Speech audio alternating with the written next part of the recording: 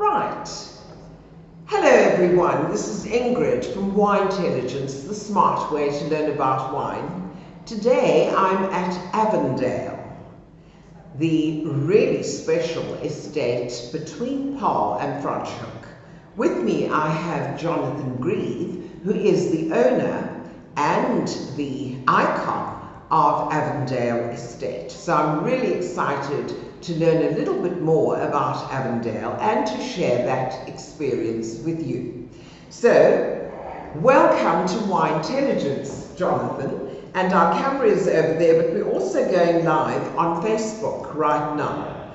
So we'll see how long Facebook lasts on the live broadcast, and then we will continue with the video.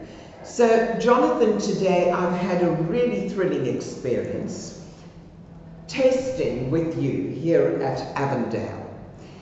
Tell us a little bit more about Avondale. First of all, where are we situated? Because I know that we took a very quick drive from Cape Town, which means that it's about an hour's drive from Cape Town, and we arrived at this lovely farm on this chilly winter's day here in the Western Cape between Paarl and Franschhoek. So over to Jonathan. First of all, where am I exactly? Well, thanks, Ingrid. Yeah, I mean, Avondale is situated just outside Paarl, so between southern Paarl as such, between Franschhoek and Paarl. Right next to the N1, so we're about, if you drive slowly, clearly your driver was driving slowly, it's an hour. If you drive a bit more adventurously like my family does, then it's probably about 40 minutes.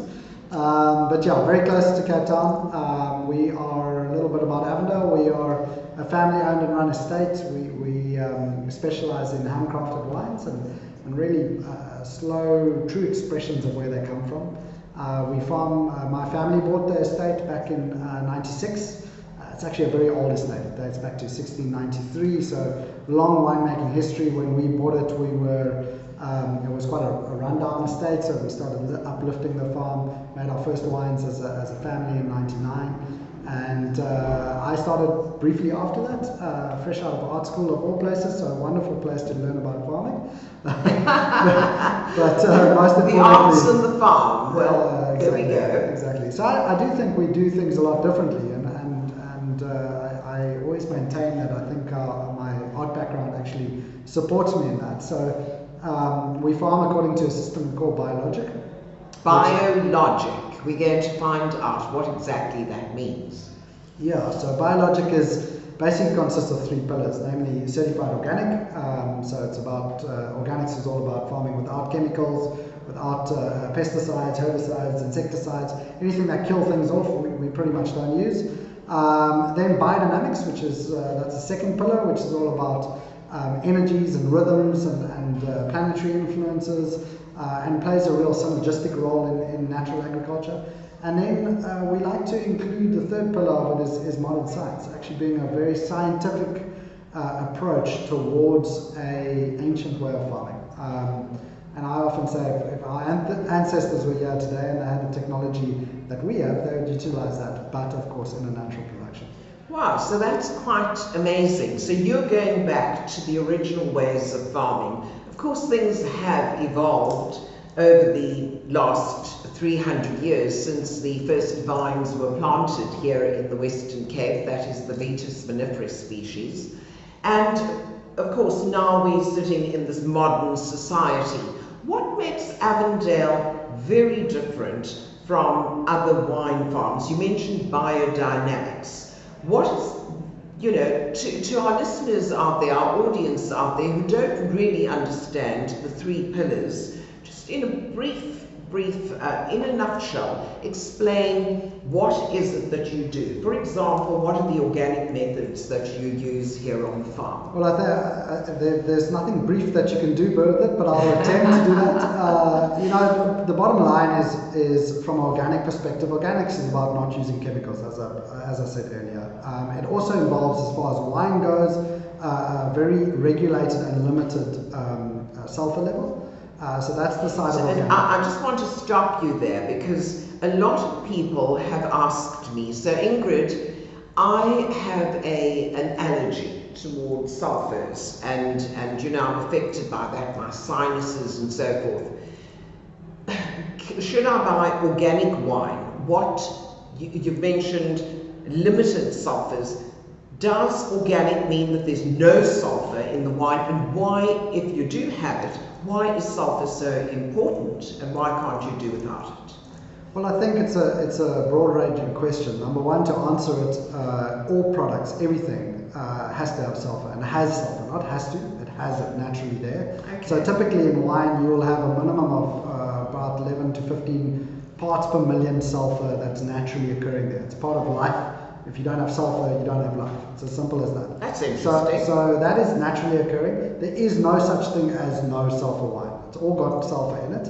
There is something like no added sulfur to wine. Okay. So that is something that you can go down. A lot of those type of wines tend to have a shelf life on it, so you can't necessarily age them. Some of them don't, but a lot of it does.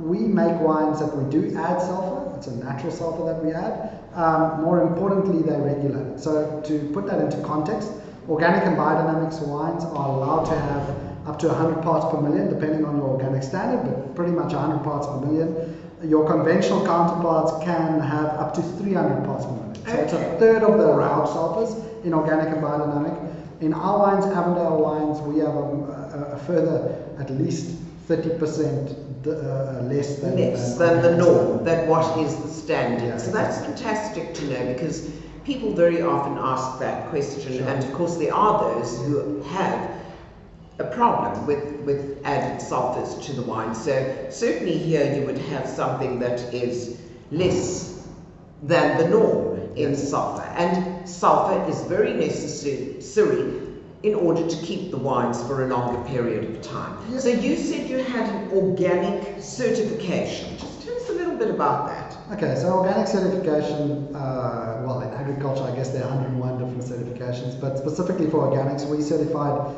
according to two systems, or regulations, should I say, EU organics and USDA organics, and we have a minimum of a yearly annual inspection plus maybe 1 or 2 spot inspections via a Dutch company called Control Union, and they come and audit our whole process. So everything that goes into it, regulated. Yeah, very much regulated. As far as looking at what you put in, what you've used in the farm, in the winemaking process, etc., etc. I must say that I was very fascinated when I saw the ducks out in the farm this morning.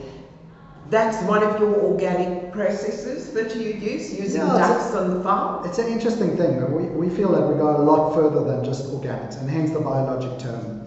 You know, in organics you can use organic snail bait, for argument's sake. Obviously in a conventional vineyard, a chemical vineyard, you're using a toxic snail bait. For us, we look at it and say, look here, how does Mother Nature control the problem? How does Mother Nature, if you have an issue, what's the natural predator? And there are many different examples of that. We use predatory wasps, predatory bacteria, beneficial bacteria, etc., etc. But the most visual use of a natural predator is our use of ducks. So how the system works, we basically have 100 or just over 100 Dale ducklings we get in autumn. Basically these little fluffy yellow things. We raise them up until they're about a month and a half old, and they've got their feathers and they're waterproof, and then they start grazing in the vineyard. And how we've done it, we can't leave them outside because we've got lots of natural predators there, and they are literally sitting ducks. So we have to make a plan with it, and they basically go. How it works is we pick them up every day with a tractor and trailer called the duckmobile, and then we take them out onto the farm. They walk up onto the back of the duckmobile, and then we take them into the vineyards, and they walk out for breakfast. They're very eager, and then they go, like all of us. Exactly, and then they go out and eat the snails as they go along with their long necks into the vines. They turn around and take 4 or 5 rows at a time. We pick, they turn around, take the next 4 or 5, spend the day in the vines, and then in the afternoon we pick them up, take them home again, and that's their work. Oh, wonderful. So the ducks are really working on this farm. Tell me a little bit about the natural predators. You mentioned caracoles. What else are there? Yeah, well, obviously, you know, farming this way, you just have an exceptional explosion, in essence, of life. And what our system is about is farming naturally, and more importantly, it's about life. So creating a living system.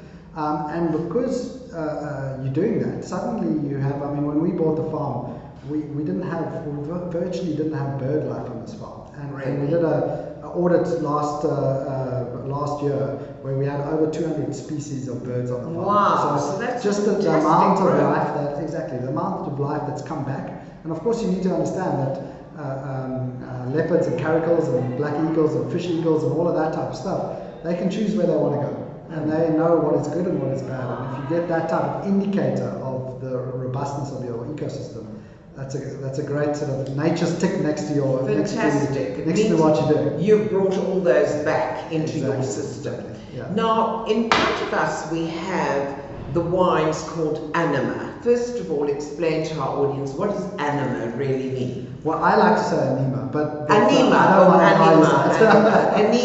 But in essence, Anima is our Chenin Blanc. Anima means soul in Latin, and when you taste this wine, it has a real beautiful minerality to it, and that minerality comes from the soil. And at the end of the day, the soil is the soul of Avondale. It's where everything starts. It's what the natural system is about. If you don't have a living soil, you don't have a living farm. And that's the story it's telling. It is 100% Chenin Blanc. We've actually done a very interesting tasting today where we had 4 different components with amphora and barrels and all sorts of things. And then we went into this flight, which is 5 vintages from 2009, 2011, 2013, 14 and 15, which is our latest release. Well, I want to say to our audience that I have been part of this tasting, so if I'm speaking a little slowly today, you'll understand why.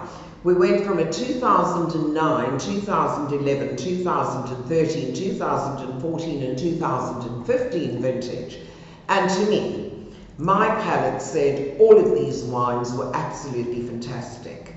You know, I said to Jonathan at some point, going back to that idea that white wines have to be drunk in the year of the vintage or the year after that really needs to go out of the window, because a 2009 is drinking absolutely superbly. It's got a different quality to what the 2015 has. But for those of you who are looking for wines that have matured, white wines that have matured and are drinking superbly after 4, 5, 6 years, this is the way to go. So Anima, certainly for me, is really fantastic. So some of these wines have been in barrel. Well, all of it's been barrel fermented. We do 100% natural ferments, 100% hand harvested and whole bunch pressing, which just gives you awesome quality juice. Then into bigger barrels of 500 liters and naturally fermented there, warmer ferments, aged in the barrels for a minimum of 12 months on the lees with regular stirring or batonnage as we call it. And then it also has a component of amphora and whole bunch. So amphora is clay pots, sort of the ways that people used to make wine many years ago. And the old Egyptian paintings I see with those amphora. Exactly. So it dates back centuries. And in essence, the beauty of the amphora, why we like it, is that it fits in to the holistic way, and actually some of our amphora is made from clay from the farm. And it breathes like a barrel, so it actually allows oxygen in, and it has a whole relationship with the natural development, the tannins, the mouthfeel, the structure of the wine. Wonderful. Wonderful. I want to say that over lunch we had a superb lunch with Eric Bulpett here at the restaurant right here at Avondale, and the restaurant's name is Faber. I hope I'm saying that correctly, and not Faber or Faber, and it was really delightful. I've just left the last of the pork fillet that went with our samsara, which is the syrah, and that was also drinking absolutely superbly. So there's so much to do right here at the farm at Avondale.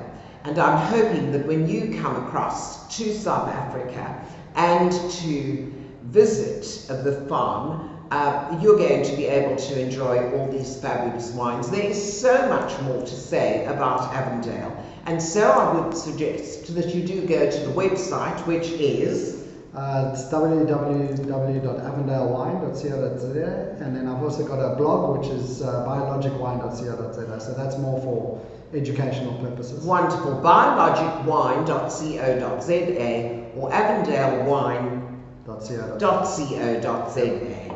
Well, I thank you so much for joining us here today. This is Ingrid Graham and Jonathan Grieves signing out right here from the farm Avondale between Paarl and Stellenbosch, hoping that you'll join us next time. Cheers. I want to say cheers to all of you and goodbye.